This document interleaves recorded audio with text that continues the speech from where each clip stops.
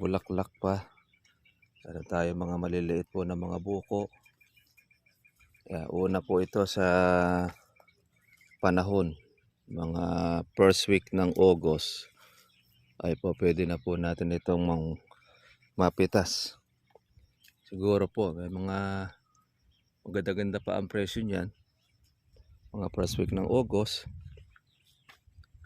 700 or 800 ay po pwede na rin.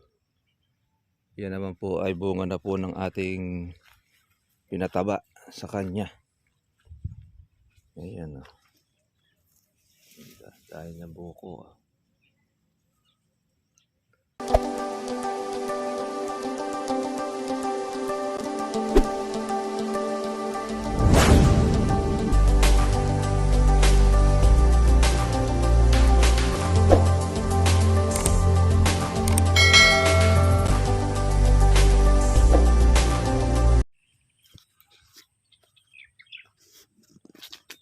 Good morning po sa inyo mga katribi at welcome po sa aking YouTube channel.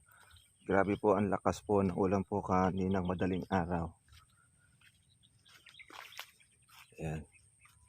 Yung mga kalamansi po natin ay ito na po yung mga maliliit. Napitas na po yung iba. Isang diretso na tayo. Papasyal muna po tayo dito sa ating pong kalamansian.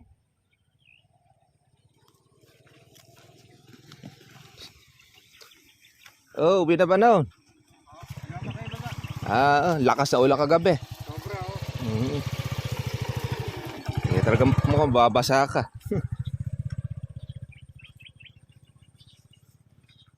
Ayan mga ka-farmers.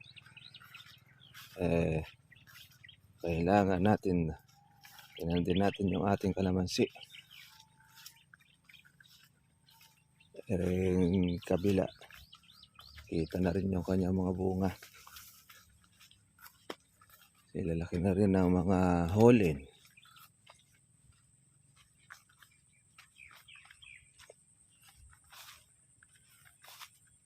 Dami pong mga bulaklak.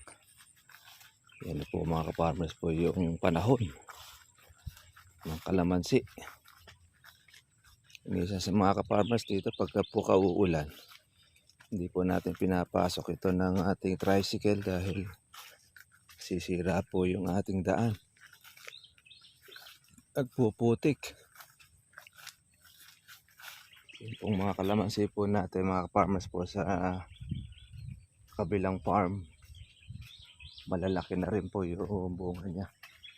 Lagpas kaholin. Siguro mga halos mga 2 weeks bago matapos itong buwan ng June ay nakakakuha na rin po tayo yung ating 2 taong kalamansi.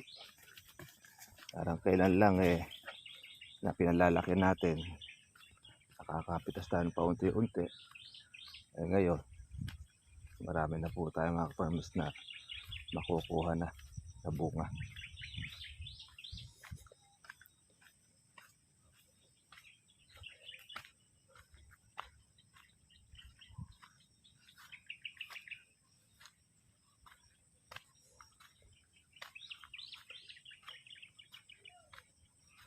Meron rin po tayo mga ka-farmers na halawin.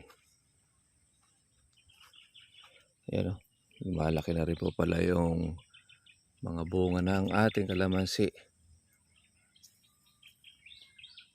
Lalaki na rin na saresa.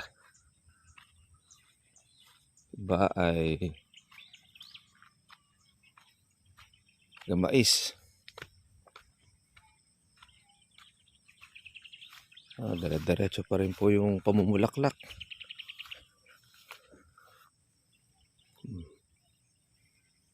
Ayan, dami pang mga bulaklak mga ka-farmers. Kaya ang kalamansi ay wala pong hinto sa pagbubulaklak niya, pagbubunga.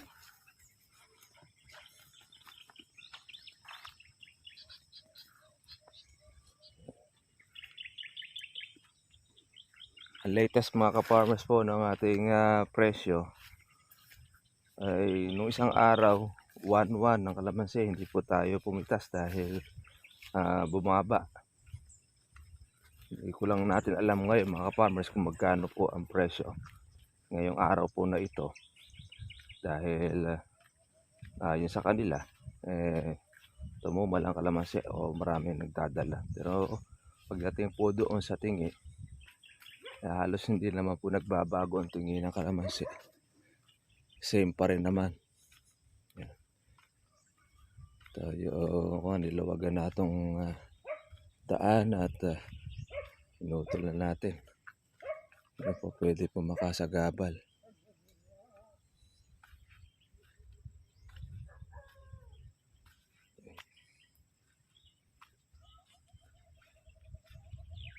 Sa dami po ng ating mga buko, naglalagas din po siya. Yung po ating po mga maliliit, matitira po niya yung kaya niya pong dalin. Grabe lakas ng ulan. Ang kalamansi, magbabawas at magbabawas siya kahit na siya po ay mamuti po ng bulaklak.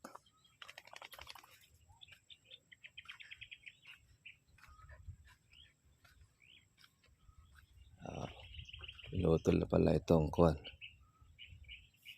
Aratiris na namatay. Meron pa tayo mga kaparmas na nagiging halawin. Ito, malaki-laki na rin po yung ating mga buko.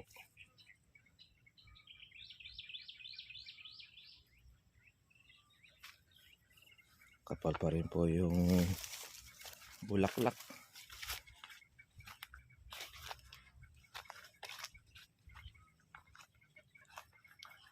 Ayan.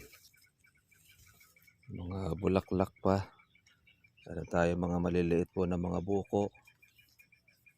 Una po ito sa panahon, mga first week ng August, ay po pwede na po natin itong mapitas.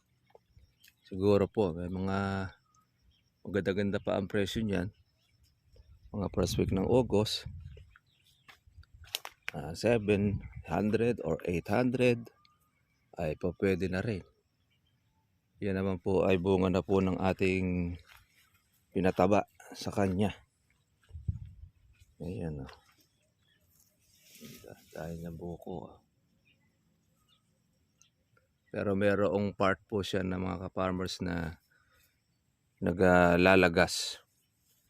Di naman po lahat ay magtutuloy itong mga buko ng kalamansi. Pero yung kaya expected mo na dyan, di lahat po ay magtutuloy. Pero tiyak, marami po siyang matitira. Sa tumalakas po ang puno. Gaya nito, na more than nasa ko na ito, 25 to 30 years. Itong ating matandang kalamansi, pero hanggang ngayon ay buhay na. Yung ating 30 years na mahigit, gumraduate na.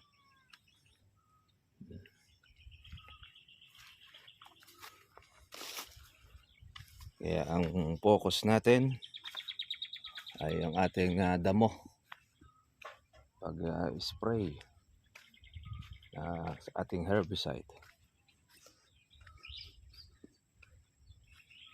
Ayan, dami rin kong mga lagas po sa ilalim ng ating pong bunga. Yung pong mga maliliit.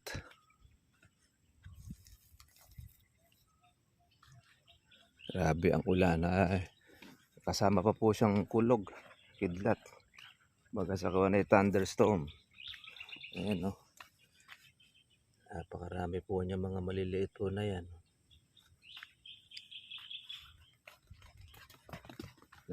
Nalaglag. Napakakapal kasi naman po ito ay namuti sa pagbubulaklak.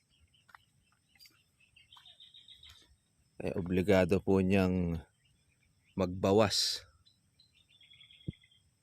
Pag hindi naman po niya kasi mga farmers ito babawasan, sa mismo pong puno ay mapapadali ang buhay niya.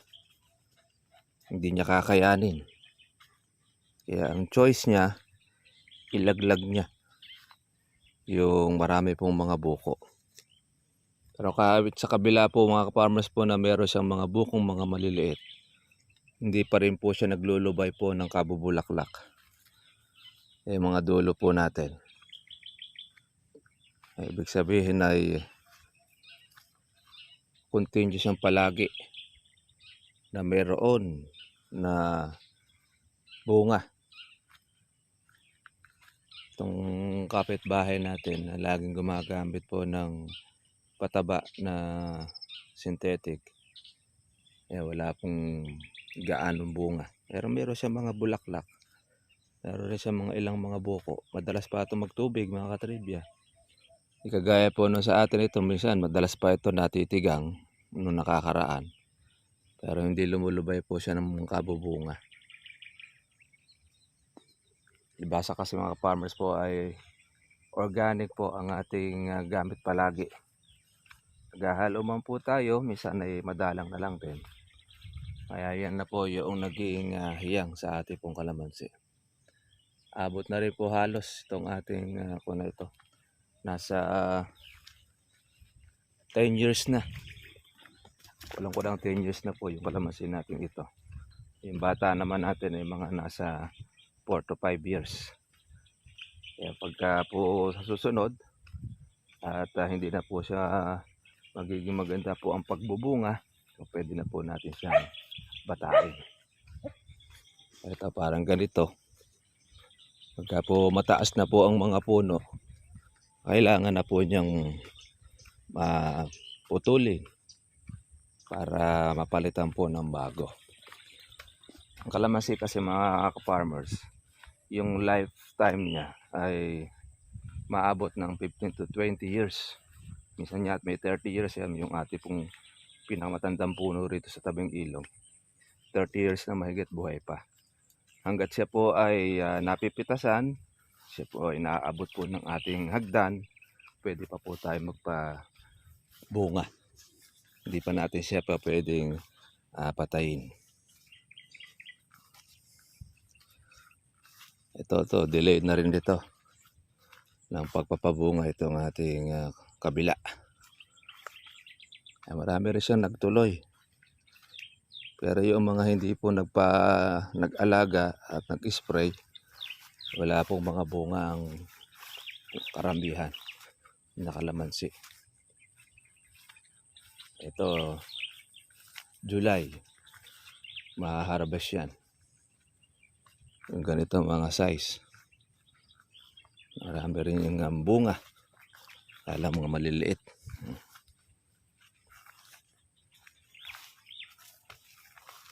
Ganyan ang kalamansi. Ito itong kapitbahay natin. Bulaklak lang to ng bulaklak. Ayaw kong magtuloy.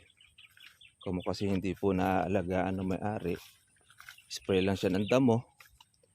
Pero hindi naman po siya nag-i-spray ng bulaklak noong tag-araw. Kaya bunga na lang po sa panahon na magiging bunga nito.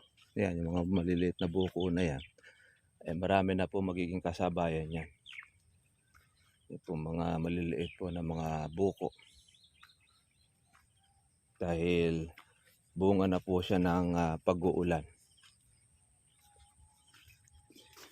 Alam niyo mga katribya, noong araw ang kalamansi, hindi naman po siya ini-spray. Nakagaya ng ginagawa po natin na 2 beses, 3 beses sa isang linggo. Minsan isang araw lang ang pagitan ng iba, mag-i-spray na. Gano'n kababagsik ang mga insekto po ngayon. Noong araw, ayon doon sa mga unang nagkalamansi, sila tatay, tapos yung mga nauna sa kanila, basta't namulaklak ang kalamansi, ihanda mo na yung aanihin mo sa susunod. Kahit ipangutang mo yung abono, yung gagamitin na yun lang muna po yung gastos yung pagdadamo, hindi pa po herbicide ang ginagamit, manual po na pagdadamo. Grass cutter, meron ng grass cutter din yun. Marami pong napipitas. Ngayon mga ka-farmers, once na nagbulaklak ang kalamansi, Mag-umpisa yan ng buwan ng October hanggang buwan ng April. Hindi lumulubay po ang mga katribya pa natin na mag-spray. Kasi pag huminto ka ng spray, sigurado ang mga insekto ay hindi lulubay rin para manira po ng bulaklak tsaka po ng bunga. Ganoon lang po ang nangyari ngayon. Humihinto lang tayo ng ating pag-spray yung mga ulan na malalakas gaya sa Mayo, yung bulaklak po niyan. At yung mga buko na ito ngayon, di na po tayo nag-i-spray dyan dahil yan na po ang panahon ng kalamansi. Yan na po yung mga tagmura ang buwan ng September. Pero yung mga first week pa ng August, may presyo-presyo pa yan. Diyan naman po lumalabas mga katribya ang mga pigaan. Sa pigaan, yun. Mura na lang nabibili, pero hindi naman dumidilaw ang mga bunga. Kumbaga, bonus na lang natin yon. Tapos, siyempre, pagpiprepare naman natin yan sa pagpapabunga natin ng pang December. At itong kabila lumalaki-laki na rin ito. Mga ilang kuwan pa yan ay pwede nang pitasin. Meron pa tayo isang lugar na hindi pa po natin na-harvest. Makapag gumanda na po yung panahon, medyo tuminag-tinag, pwede po natin papitas. Paano mga ka-farmers, mga ka-trivia? Kita na lang po tayo po bukas para susunod po natin vlog. Monitoring po tayo ngayon. Kahapon, nasa 1.1 pa ang kalamansi. Hindi po natin alam kung magkano po ngayon ang presyo po ng kalamansi na kuhanan ngayon. Pero libo pa rin naman siya mga ka-trivia. God bless sa inyo lahat mga farmers. Magandang umaga at happy weekend po sa inyo. Bye-bye.